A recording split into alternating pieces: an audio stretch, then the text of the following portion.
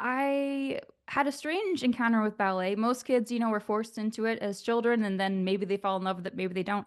I first came to it as an adult. One of my favorite musicians, Sufjan Stevens, did a collaboration with Justin Peck of New York City Ballet, and they released this promotional video for it that was two dancers dancing in a kitchen, and it was the most unballet thing I could think of. Their hair was down, they were doing the dishes, and I had never seen movement like that before. And it was a song I'd heard 1,000 times, but I'd never actually seen it. And it felt like the notes had become movement. I was so fascinated by that. It was like the children's book when you give a mouse a cookie. Like if you let Elyse watch ballet, she's going to want to try to dance and do it herself in classes. And then I loved classes so much that I had to start researching it.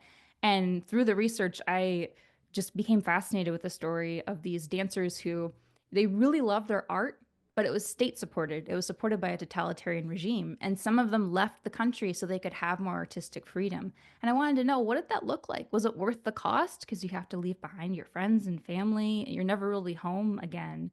But that was part of why they did it. And it really fascinated me. So Maya and Natasha are twin sisters who were born during the Siege of Leningrad in 1944.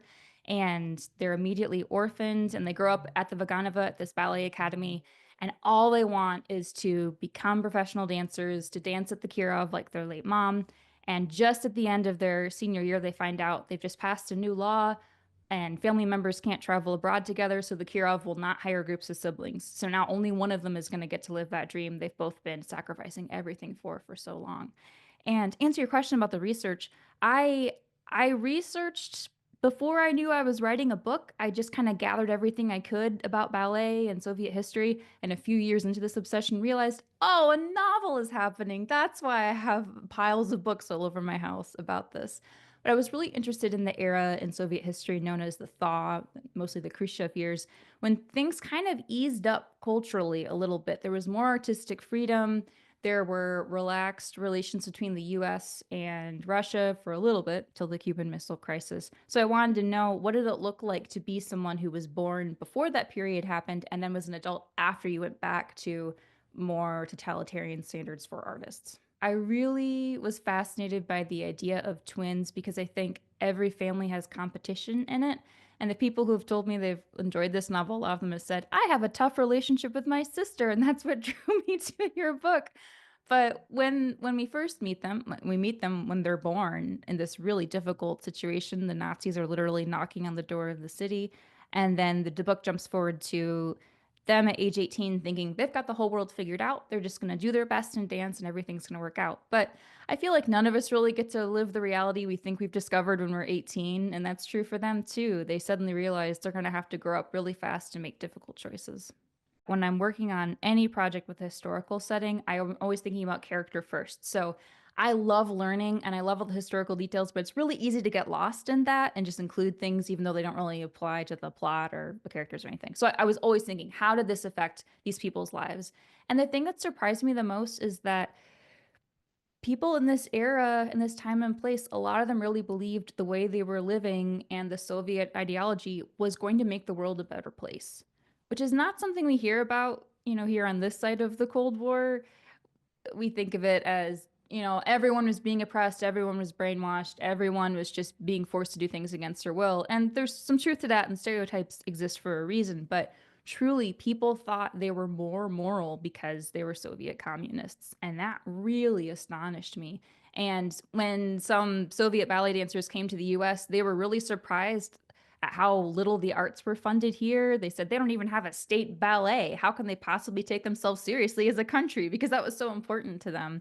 Now, of course, the shadow side of that is that there were a lot of personal freedoms exchanged. There was a lot of hypocrisy. There just thousands upon thousands of lives were lost because those ideologies took a really dark turn. But people thought they were doing the right thing. That really shocked me. I really loved writing about the Cuban Missile Crisis. So Kennedy and Khrushchev are characters in this novel, very briefly, and learning about all of the high stakes elements of that story was actually really scary. I had no idea how close the world came to ending. We really owe all of our lives to a single Soviet submarine commander who said, "Wait, let's not do the bomb yet. Let's hold off on that button," because it really came very close. The world came very close to ending. But I just loved the ballet history as well. So George Balanchine is a character in this novel. He's the founder of New York City Ballet and kind of the father of American ballet. And a lot of his proteges and company are characters too. And I so admire people who have really, really long artistic careers. And I wanted to sink deeply into what does it look like to devote yourself to this and then have decades worth of work behind you. Sometimes your personal life suffers, turns out, but it was so fun to step into their imaginations. I tend to kind of write a first draft just blind and see what happens. And partly because I want to see if there's enough material there to invest the time to do character arcs and mapping. But yes, eventually I had huge charts covering my office walls that tracked every single character in a chapter, what was happening in Soviet history, what the weather was like. And this book spans, 40 years, three continents, and four countries. And I think about 45 named characters. So there was a lot of information to keep track of all the time, but that's what made it fun for me. If it hadn't been a challenge, it wouldn't have been fun. That was one of the hardest things to me about the book actually was figuring out where to limit and where in history to zone in because originally the book started with the Russian Revolution and went all the way to the 80s and I was like, "No, I need to cut back. I only have one life to live." Because I started with ballet and then became interested in mid-century ballet and Soviet Russian ballet, that was kind of my into Russia. I think one of the reasons that Eastern Europe is so interesting, though, is that it feels familiar. It feels like Western culture, but something's a little off. It's as if someone described Western culture to an alien who had never seen it and they tried to recreate it. And you're looking around like, okay, yeah, this looks like Italian architecture, okay, but there's onion domes, so it feels a little off and strange, and that's part of why it's so fascinating.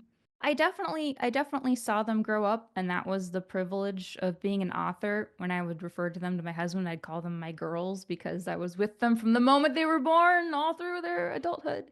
And that was one of the reasons that it was fun to set a book in this era of time because fashion was changing quite a bit and the standards of living in Soviet Russia were changing too, and then dramatically dropped off again as it hit this point in adulthood. So it's kind of like the scenes in Forrest Gump where you see him going through the 60s, you see the cultural markers change around him and who he is and his core remains the same. That's kind of how the girls were too.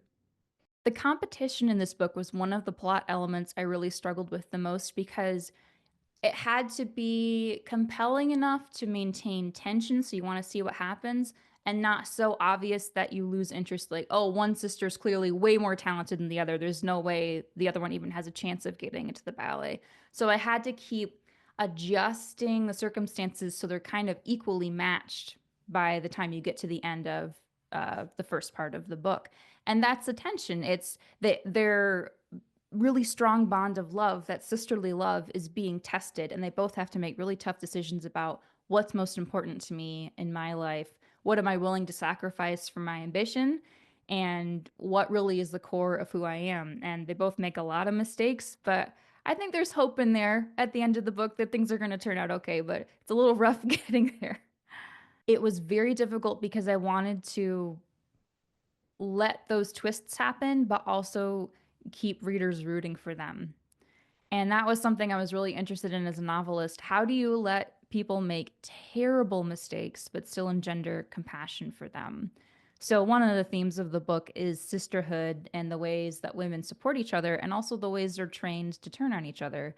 Women are raised to believe that there's not enough in the world to go around, and if you want to get ahead, you're going to have to step on other people, specifically other women, along the way.